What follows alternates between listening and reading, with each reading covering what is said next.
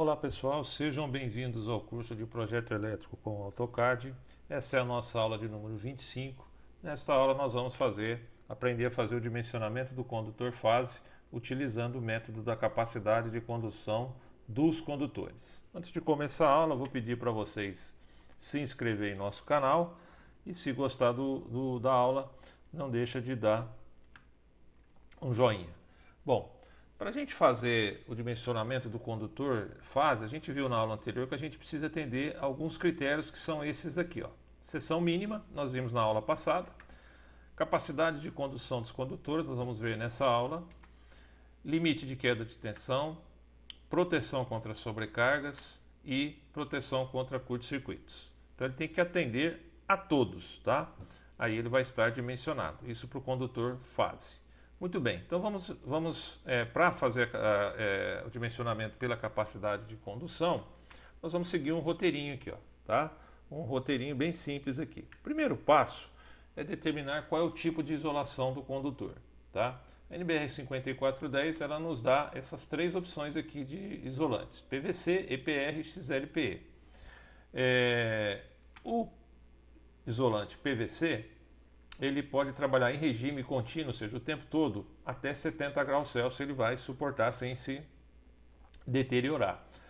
No caso de uma sobrecarga, ele pode chegar até 100 graus Celsius e no caso de um curto-circuito, 160 graus Celsius. Lembrando que tanto no sobrecarga como no curto-circuito, esse tempo é limitado, né? Não é em regime contínuo. Principalmente no curto-circuito vai ser aí na ordem de alguns milissegundos. Depois nós temos o isolante EPR, que suporta uma temperatura em regime contínuo maior, 90 graus Celsius, né, comparado com o PVC. No caso de uma sobrecarga, 130 graus Celsius e no caso de um curto-circuito, 250 graus Celsius. Tá?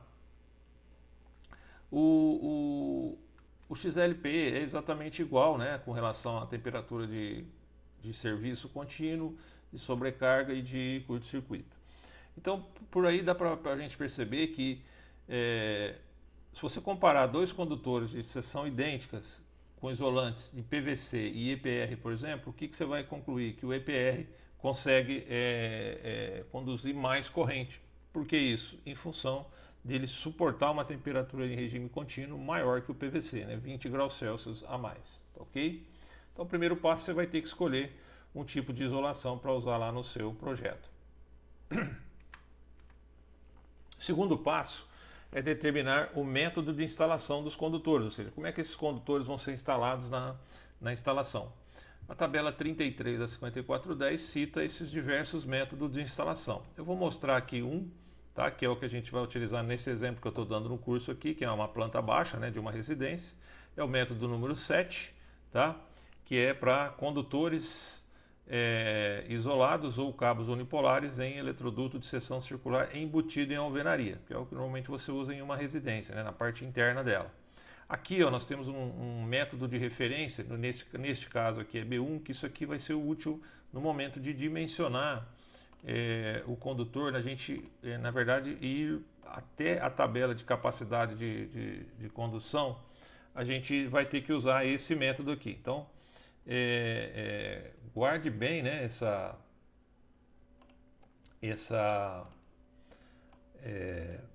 referência que a gente vai estar utilizando ela um pouquinho mais para frente aí, tá? Depois, o terceiro passo. Eu vou só mostrar para vocês aqui, pessoal. Eu peguei um método só, mas se você for lá na norma, você vai ver que existe vários métodos, ó. Isso aqui é a NBR 5410, ó. Ela começa lá no método número 1, né? Para todo método tem um esquema, né? Um desenho bem simples aqui de como que é esse método, a descrição aqui do método e também aquela referência que eu falei, que é o que nós vamos utilizar no momento de escolher os condutores na tabela de capacidade de condução de corrente, tá? Então tem lá a referência A1, A2, B1, B2, C, D, aí vai, tá? Então ela tem vários métodos aqui, ó, né? Aquele que eu mostrei é o método 7, né, que a gente vai estar utilizando, por ser uma residência, mas tem vários aqui, ó, tá? Vou rodar aqui, você vai ver que tem vários métodos, ok? Isso aqui está na NBR 5410. Dando continuidade aqui, ó, O próximo passo, né, o terceiro passo, vai ser determinar a corrente de projeto de cada circuito, ou do circuito que você quer dimensionar o condutor fase. O que é a corrente de projeto? É a corrente do circuito levando-se em consideração as características nominais do mesmo. É a corrente prevista para circular no condutor. Ok? Bom, como é que a gente faz para calcular essa corrente? Se o circuito for monofásico, a gente vai usar essa fórmula aqui. Ó. IB, pessoal, é a corrente de projeto. Tá? O S é a potência aparente em volt-ampere. E o V é a tensão nominal do circuito. Então, para você calcular num circuito monofásico, você vai pegar a potência S e dividir pela tensão do circuito, tá? Se for um circuito trifásico, você vai fazer dessa forma aqui. Você vai pegar a potência e vai dividir pela tensão multiplicado por raiz de 3, tá ok? Isso é o circuito trifásico equilibrado, onde a corrente é igual nas três fases. Por exemplo, um motor elétrico trifásico, tá ok? Então você vai utilizar uma fórmula ou outra, tá? Se o seu circuito for bifásico, você vai utilizar a primeira fórmula, tá? Só que aí a tensão que você vai usar ali vai ser a tensão entre as duas fases, tá ok? Muito bem. O quarto passo é determinar o número de condutores carregados. O que é número de condutor carregado? O que é condutor carregado? Considera-se condutor carregado aquele que efetivamente é percorrido pela corrente elétrica no funcionamento normal do circuito. Neste caso, considera-se os condutores fase e neutro. O condutor de proteção não é considerado condutor carregado. Então, fase e neutro é considerado condutor carregado. Então, você vai ter que contar no seu circuito quantos condutores fase e neutro tem e somar. Tá? Então, por exemplo, um circuito trifásico com neutro. Você tem 3 fases e neutro, 4 condutores carregados. Circuito trifásico sem neutro, 3 condutores carregados. Circuito bifásico a 3 condutores, né? 2 fases mais neutro, 3 condutores carregados. E assim vai. Circuito bifásico a 2 condutores, 2 condutores carregados. Por exemplo, um chuveiro ligado em 220, né? Onde a tensão de linha seja 220. Né? Tem lugares no Brasil que 220 também é possível você ter entre fase e neutro. Tá? Mas em ambos os casos, né? tanto fase neutro, 220 fase neutro ou 220 com 2 fases, você vai considerar dois condutores carregados, tá? Não faz diferença. Circuito monofásico a 2 condutores, também vai ser 2 condutores carregados, conforme eu disse anteriormente, tá? Agora o quinto passo, fatores de correção para cabos. Tá? Isso aqui é muito importante. Vamos lá, muitas vezes as pessoas calculam, não levam isso em consideração, e isso é importante e está na NBR 5410. É muito claro lá que você tem que fazer essa correção caso necessário. Então, quais são esses fatores? Tá? Nós temos o fator de correção de temperatura e de agrupamento. Tá? Na verdade, tem mais um fator que eu vou falar depois, mas ele é aplicado para linhas quando você está trabalhando fora, né, da edificação. Tá? Depois eu falo dele aí, tá ok? Então, temperatura e agrupamento. O que seria isso aqui? Como é que a gente vai determinar esses dois fatores aqui? Ó? Fator de correção para a temperatura, a gente vai abreviar aqui por FCT, é aplicável para temperaturas ambientes diferentes de 30 graus Celsius para cabos não enterrados e de 20 graus Celsius, que seria a temperatura do solo, né, para cabos enterrados. Quando a gente vai na tabela de condutores, eu vou mostrar aqui depois para vocês, de capacidade de condução de condutores, a referência de temperatura daquela tabela é 30 graus Celsius. Se você estiver num local que a temperatura não é 30 graus Celsius, ou ela pode passar de 30 graus Celsius, você precisa corrigir aqueles valores daquela tabela. Tanto para mais como para menos, porque, por exemplo, você pode estar num local também que a temperatura seja abaixo de 30 graus Celsius. Também há necessidade de corrigir. Tá? Mas e aí, qual a temperatura que eu vou considerar? Depende de cada local, né? Ela varia, então tem parte do ano que a temperatura é 20 graus, tem parte do ano que ela vai chegar a 35, 36 graus. Então, aí vai do bom senso do projetista, né? De considerar ou uma média, eu costumo pegar o máximo, né? Que ela chega para cada local que você está fazendo o projeto, tá? Aqui tem uma tabelinha, essa tabela é da NBR 5410 e essa tabela é exatamente para fazer a correção. Aqui que estão os fatores, né, que a gente vai estar utilizando. Então, vamos entender ela aqui. A primeira coluna é a coluna da temperatura em graus Celsius. Então começa lá com 10, vai até 80. Tá? Depois aqui, ó, a gente vai dividir em duas partes aqui. Para a temperatura ambiente e para a temperatura do solo. Tá? Para a temperatura ambiente, ó, para cada valor de temperatura, ela vai ter um valor de correção para isolante PVC e para isolante EPR ou XLPE. É diferente, né? Percebe que os valores são diferentes. Mesma coisa para a temperatura do solo. Aqui você vai utilizar se você tiver uma linha enterrada, seja ela diretamente enterrada, né, ou dentro de um eletroduto. Tá? Percebe aqui também, ó, aqui no caso da temperatura ambiente, a referência de 30 graus, ó, é 1, então não há necessidade de corrigir. Se a temperatura for menor, ó, você vai aplicar um valor aqui naquela tabela, né, naqueles valores de corrente que está na tabela de capacidade de condução. Isso vai fazer com que o cabo aumente a sua capacidade de condução. Né? Isso para temperaturas menores que 20 graus Celsius. Desculpe, menores que 30 graus Celsius.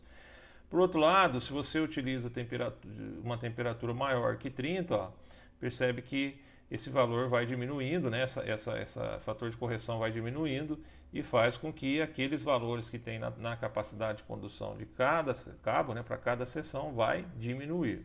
Tá ok? A gente vai estar fazendo um exemplo aqui, vamos estar usando aqui. Tá? Então, por exemplo, para 35 graus Celsius, eu vou aplicar um fator de correção de 0,94 em cima da capacidade de condução de cada seção de condutor. Tá ok? Se for 30 graus, né, se você adotar 30 graus, não há necessidade de fazer a correção, né, porque você vai estar multiplicando por 1, ou seja, não tem necessidade de correção porque a isolação já foi feita levando em conta 30 graus Celsius. Tá? Depois a gente tem o fator de correção por agrupamento, que a gente vai chamar aqui de FCA. Aplicável para circuitos que estejam instalados em conjunto com outros circuitos em um mesmo eletroduto. O importante aqui, pessoal, que não é cabo, não é fio, é circuito. Se o circuito estiver sozinho no eletroduto, não existe agrupamento com outro circuito. Ah, mas ele tem 3 fios, tem 3 condutores, não importa. É um circuito só. Então essa correção por agrupamento é para circuitos, tá? Para mais de um circuito. Se tiver um circuito só, não há necessidade de fazer a correção. Tá? Aqui tem uma das tabelas, né, para você fazer a correção, que é para esse método de instalação. Aqui pode ser para feixe de cabos ao ar livre, sobre superfície, ou para cabos em condutos fechados, que é o que você tem numa instalação residencial, por exemplo, uma instalação de um apartamento, por exemplo. Tá? Então aqui, ó, se você tiver um circuito só dentro do conduto fechado, ou de uma dessas situações, você vai multiplicar por 1, não há necessidade de corrigir. Se tiver 2 circuitos agrupados, você vai multiplicar por 0,8, isso naquela mesma tabela de capacidade de condução de corrente do condutor. Então, se o condutor ele é para 100 amperes, por exemplo, ele suporta 100 amperes, se eu agrupar ele com mais um, se eu tiver num eletroduto 2 circuitos, ele já vai cair para 80 amperes. Tá? Por que isso? Porque um circuito passa calor para o outro, então isso faz com que o calor no interior do eletroduto aumente e faça com que o cabo aqueça, né? E aí ele vai ter uma capacidade de conduzir menor. Tá? É por isso que a gente precisa corrigir, porque quanto mais circuito você põe no interior do eletroduto, mais transferência de calor você vai ter de um circuito para o outro. E isso vai fazer com que todos eles se aqueçam, né, e passe daqueles limites de temperatura que a gente viu anteriormente. E aí ele vai ter uma capacidade de conduzir menor. Tá? E aí vai, né? Então se eu pôr 3 circuitos, ó, já vai cair para 70%, né, a capacidade de condução dos condutores. Então é importante, né, você não agrupar muito. Né? Normalmente eu uso um critério de usar no máximo em cada trecho de eletroduto 3 circuitos, que seria aí 0,7 de correção, né? É o máximo, porque senão você vai pondo aqui, ó, 4, 5, 6 circuitos, a capacidade de conduzir do condutor cai muito. Tá? Muito bem. Lembrando que na norma você vai encontrar outras, né, outros métodos de instalação lá, tá? Eu peguei esse aqui só que é o que a gente vai estar utilizando aqui no nosso exemplo do curso. Mas se você for na NBR 5410, você vai ver que tem várias tabelas dessa aqui. O que eu falei para vocês lá antes, né, que são 3 correções, faltou uma aqui, que essa é muito pouco usada, porque principalmente em área interna, né, na parte interna, você não vai utilizar, que é a resistividade térmica do solo. Isso aqui é para linhas subterrâneas, ó, tá aqui, ó, linhas subterrâneas, tá? Vamos pensar na parte interna de uma casa, de um apartamento, não vai se aplicar isso aqui. Isso vai se aplicar quando você tem uma linha subterrânea, ou seja, ou enterrado, onde os condutores são diretamente enterrados, ou dentro de eletroduto, tá? E a resistividade térmica for diferente de 2,5. Aí você vai ter essas situações aqui, por exemplo, se for maior, ó, o cabo vai perder, né, em capacidade de condução, e se for menor ele até vai melhorar. O que seria essa resistividade térmica, pessoal? Isso aqui tem a ver com o solo ser, por exemplo, mais seco ou mais úmido, né? Do que um solo ser mais seco ou mais úmido que o outro. Na maioria, isso aqui para você determinar, na verdade, teria que ter um geólogo, um negócio meio complicado. Na maioria dos casos, você não vai precisar fazer essa correção, a não ser quando você pegar um solo muito seco, aí talvez seja necessário você consultar um geólogo para que ele te fale se essa resistividade térmica não vai passar desses 2,5 aqui, né? 2,5 Kelvin metro por watts, tá? Mas na maioria das vezes o solo, vamos dizer, o solo normal você não precisa corrigir porque ele vai estar dentro disso aqui ou menor. Ele não pode ser maior do que isso, tá? Mas está na norma, tá? Por isso que eu coloquei aqui, não é necessário caso você tenha o solo muito, muito seco, tá? Quinto passo, pessoal, seria fazer calcular uma corrente com a correção, fazendo a correção que a gente utilizando esses fatores de correção que a gente viu aí de temperatura e de agrupamento. Como é que a gente vai fazer? Para a gente não ter que ficar aplicando aqueles fatores em todos os cabos lá da tabela, vocês vão ver que são vários, né? E ficaria muito complicado. A gente tem um macete que a gente usa essa fórmula aqui, que a gente meio que essa corrente aqui vai ser uma corrente meio que fictícia. Você vai levando em conta a temperatura e o agrupamento, vai fazer com que ela aumente. Mas na verdade ela não é uma corrente real. A corrente real é a corrente de projeto. Você vai utilizar essa corrente aqui só para fazer a consulta, né, na tabela de capacidade de condução dos condutores, tá? Então nós vamos chamar essa corrente aqui, ó, de IB', que vai ser a corrente de projeto corrigida, tá? O IB é a corrente de projeto, que a gente já viu anteriormente, até já fizemos um cálculo, né? Vimos como é que faz para calcular para cada situação. E aqui embaixo o FCT e o FCA, que é o fator de correção de temperatura e o fator de correção por agrupamento. A gente vai fazer um exemplo aqui, vai ficar mais fácil, tá? Mas é essa corrente que a gente vai utilizar para ir na tabela para descobrir o cabo, o condutor. Sexto passo é a tabela de capacidade de condução de corrente. Essa tabela aqui também está na NBR 5410, tá? Essa aqui é para isolação de PVC, lá vai ter para PVC, vai ter para outra tabela para IPR, XLPE, essa aqui é para PVC, ela não está completa, tá? Ela vai até 1000 milímetros quadrados, eu só abreviei ela aqui para ficar mais simples. E aqui perceba aqui em cima, ó, a gente tem aqueles métodos de instalação que eu falei para vocês, até falei, ó, presta atenção que a gente vai utilizar o método B1, né, que é aquele exemplo que eu dei lá, que é o que se aplica em residência. Depois aqui, né, para cada método de instalação ela tem 2 ou 3 condutores carregados, né, e aqui na primeira coluna ela tem a seção. Então se você observar aqui, por exemplo, o condutor de 1,5, ó, o condutor de 1,5, para o método de referência A1, para 2 condutores, ele pode conduzir até 14,5 amperes. 3 condutores, 13,5 amperes. Agora, se eu pegar um outro método de instalação aqui, ó, por exemplo, eu vou pegar aqui o método C, ó, vou no mesmo condutor 1,5, para 2 condutores, de 14 ele vai para 19,5, ó, tá? E para 3 condutores ele vai de 13 para 17,5. Por que ele tem essa diferença? Porque são métodos de instalação diferentes. Quando você coloca um condutor, por exemplo, numa eletrocalha, tá? Ou numa bandeja, por exemplo, ele tem uma troca térmica com o meio ambiente muito maior do que se você colocar ele embutido numa alvenaria, por exemplo, ou dentro de um eletroduto. Então ele consegue conduzir mais corrente em função disso. Então, um condutor que está numa eletrocalha ou numa bandeja conduz mais corrente que esse mesmo condutor estando dentro do eletroduto. Tá? É isso que essa tabela aqui mostra. Tá ok? A gente vai utilizar ela depois aqui num exemplo, né, para estar especificando o condutor, que é o nosso objetivo aqui, tá? Mas ela já funciona dessa forma. Então tem aqui a referência, que você vai, já tem que ter determinada, já tem que ter em mãos, o número de condutor carregado, que você já tem que ter em mãos, e aí, baseado nisso, você vai chegar num condutor. Nós vamos fazer um exemplo aqui, vai ficar fácil de entender. Olha lá, exemplo de cálculo, capacidade de condução de corrente. Eu vou pegar um exemplo da planta nossa lá, eu vou pegar o circuito 18, tá? Eu vou pegar o circuito 18, que é o circuito do chuveiro, tá? A tensão desse circuito é 220 volts, duas fases, então o número de condutor carregado, 2 condutores carregados, potência 7.500 voltamperes ou watts, né? Tipo de isolação, vou utilizar condutor de PVC. Método de instalação vai ser o método 7, referência B1, que é o que importa para a gente aqui, né? O B1, tá? Fator de correção por temperatura, eu vou usar 0,94, eu vou considerar 35 graus Celsius, tá? Se eu for lá naquela tabela, vocês vão ver que vai dar 0,94. E fator de correção por agrupamento, 0,8, porque eu estou considerando 2 circuitos agrupados. Ok?